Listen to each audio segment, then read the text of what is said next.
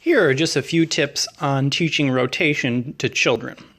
The first thing I often do with children is just show them the bones of the forearm. So we have the radius bone, which attaches sort of up to where the thumb is, and we have the ulna bone, which goes to where the pinky finger side of the hand is. And then, of course, we have this joint in the middle. What I will have them do is I will have them flip their hand over, and I will place a pencil along their radius bone. And I can't do that now because I'm holding a camera, but I'll have them place a pencil against it so they can see how the bone looks. And then I will have them pronate their hand. And they will notice that the pencil crosses over if it's against the bone. So here the bones are parallel, and here the radius crosses over the ulna. So they have an idea of actually how their physiology works. I call this motion the royal wave because it's very much like the queen or a prince would do as their royal wave. And I'll have them do this in lots of different places: in front of the body, at the side of the body, up, across the body, just to get used to this motion. And often they need to experiment with this for a while to really be aware of how it feels in the body. The common things that kids have trouble with, their body awareness isn't very good, so they'll often try to do it with their elbow or something with their shoulder.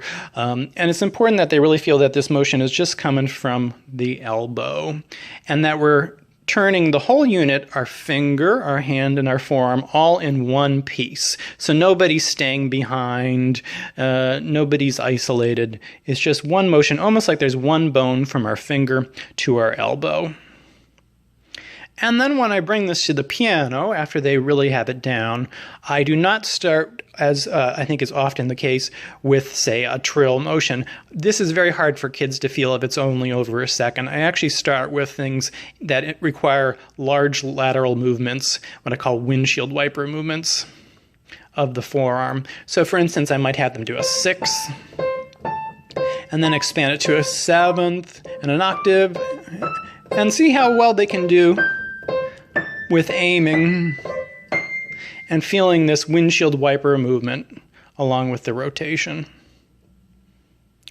If kids get really good at this, then we can start talking about the palm.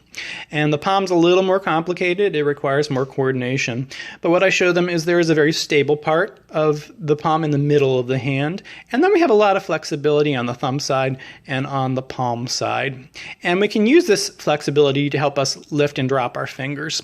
So for instance, if I'm rotating over a fifth, I will lift fingers 2, 3, 4, and 5, all the same amount. And then I will drop with them. And if I'm going from 5 to 1, I will lift 1, 2, 3, and 4, and then drop with them so that everybody's coming along. Nobody is working in an isolated way. All available fingers will be lifting. You'll also notice that there needs to be a preparatory motion. This is just like swinging a bat or kicking a ball. We always need a motion to get us started in the other direction, the opposite direction when beginning a passage. So if I'm doing a 5-finger scale, I will need a little turn away from the body and then towards the body to start the scale. Or if I'm going the other way, I'll go towards the body, and then I got to turn back. And this just gets the motion going.